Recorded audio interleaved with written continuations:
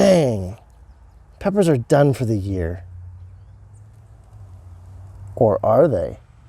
Most of us in temperate climates that grow pepper plants, hot or sweet, grow them as an annual. Starting the seed indoors every winter, planting every spring, and then harvesting every summer. But what if I told you that pepper plants were actually perennial by nature? That is, where they come from, they don't die back, they don't require planting every year. Amazing, right? Well, my temperate friends, even you and I can enjoy the fruits of not having to start our pepper plants every year. Let me show you how.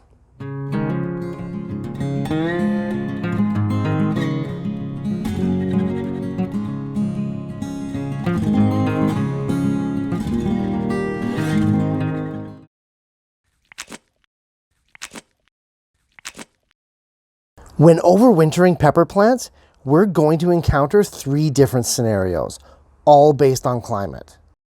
The first case is if you live in a relatively warm area. That is, you don't ever get a frost and your nighttime cool temperatures stay above 45 degrees Fahrenheit or 7 degrees Celsius.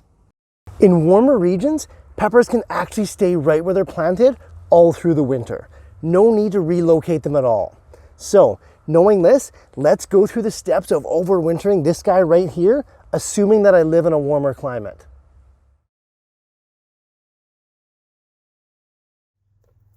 The first thing that we have to do to prep our pepper plants, is to remove all the fruit. When we're done with these guys, there basically isn't going to be any leaves, let alone fruit. Comb over the entire plant, taking even the small unripe ones off. Peppers can ripen off the vine in most cases just fine.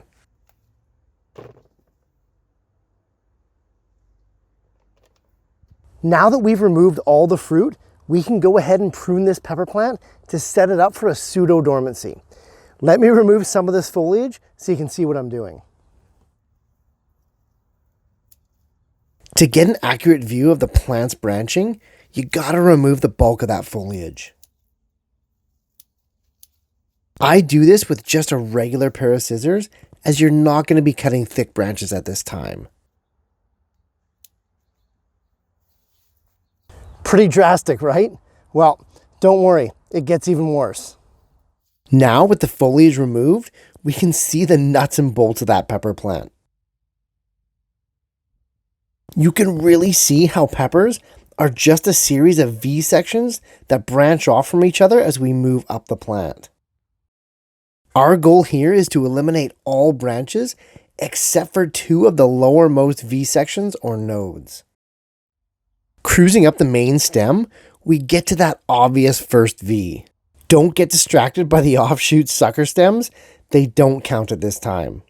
Then, 1 tier above that is another set of V's. So, when you're pruning, you're always going to be left with 4 terminal branches at the very top. It's really easy stuff. Again, the suckers don't count, so clip them off first to avoid the distraction. Go ahead and prune the plant to exactly 3 V's. The main one plus the 2 top ones. That's going to leave us with 4 leader shoots in total. It seems super drastic, I know, but this is the world of perennial peppers. Clean up any remaining leaves or other bits, and the hardest part is complete.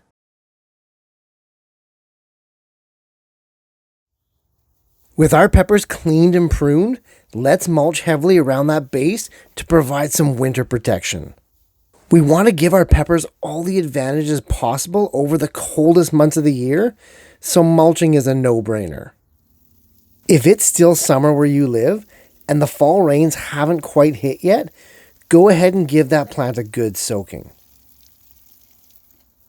There it is. We did it.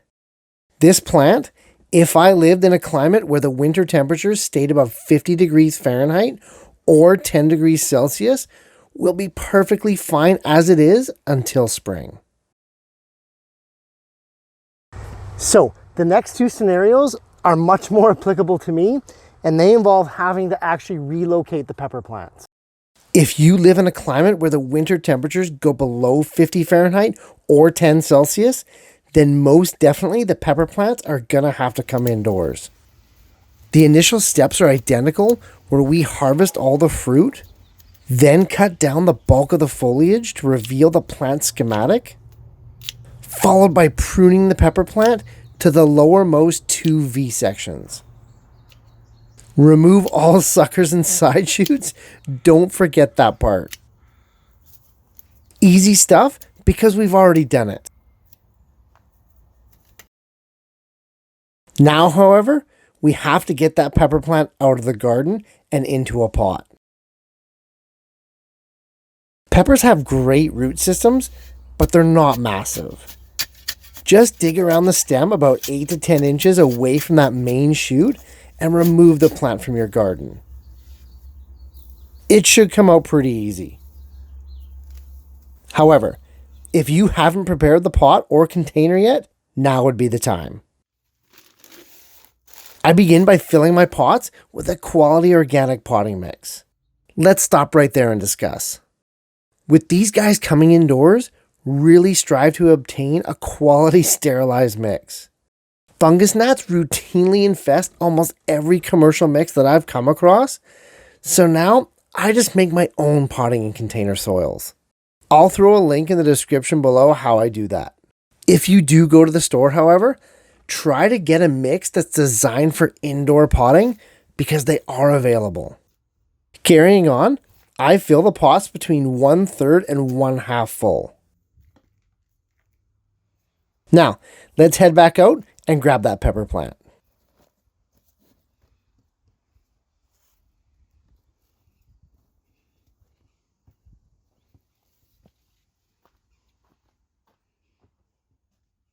Pot up that pepper plant by centering it in your chosen container and filling in with that aforementioned potting mix.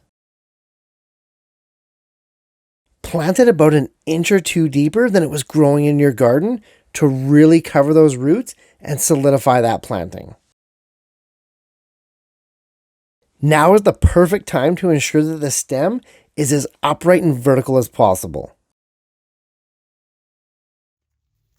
Compress the soil down firmly and deliberately around the base of that stem.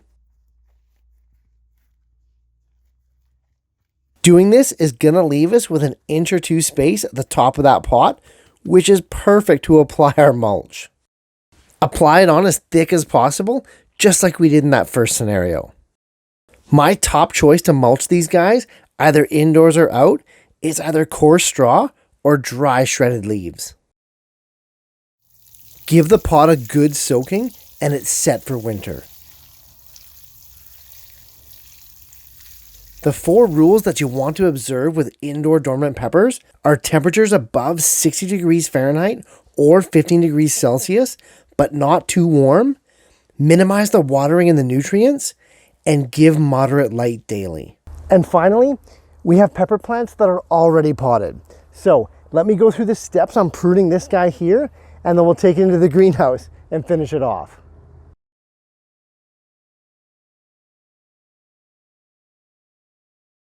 As before, remove all the fruit on the plant.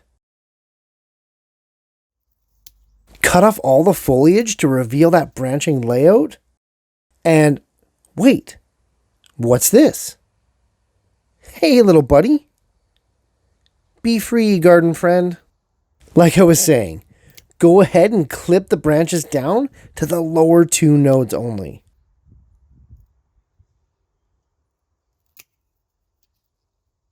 We don't want to encourage any bud burst at this time, and the less leaf nodes we have, the better. For already potted peppers, I removed the loose mulch on the top to give me more room to add more potting mix. Just like our other potted pepper plant,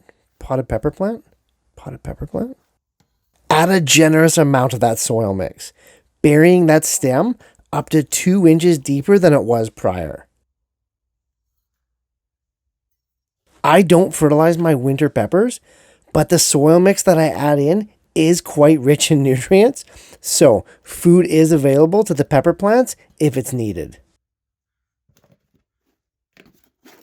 The more soil that I can add at this time, the better, as this will allow the plant to flourish in the spring and possibly not even have to be replanted next year. Compress that soil around the stem to really solidify the planting and to leave us more room for our mulch layer. Use the pressure and compression to ensure that that stem is vertical. Try to add in a 2 to 3 inch thick layer of coarse straw or dry shredded leaves for the perfect mulching. Give it a solid soaking, likely the only one it's going to need all winter, and we're done. There we go. We've covered all 3 scenarios of overwintering our pepper plants.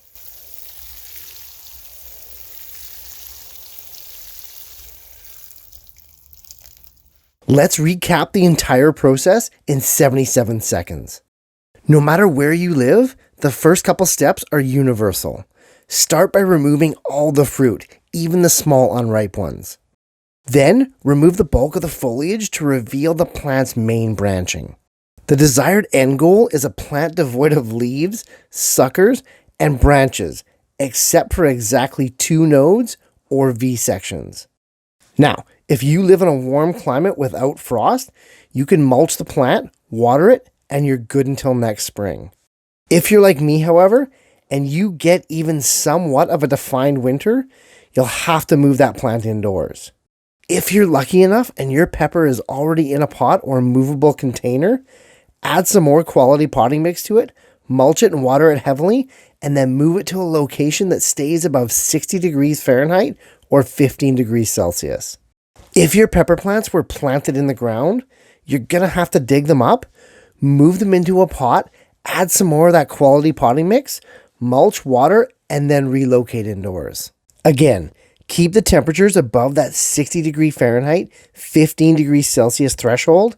Don't overwater, don't fertilize, and give moderate light. Overwintering pepper plants as perennials is one of my favorite gardening activities because it arises from minimal effort for maximum gain. I can appreciate the spring rite of passage of starting seeds indoors and moving them along as you wait for the weather to warm up outside.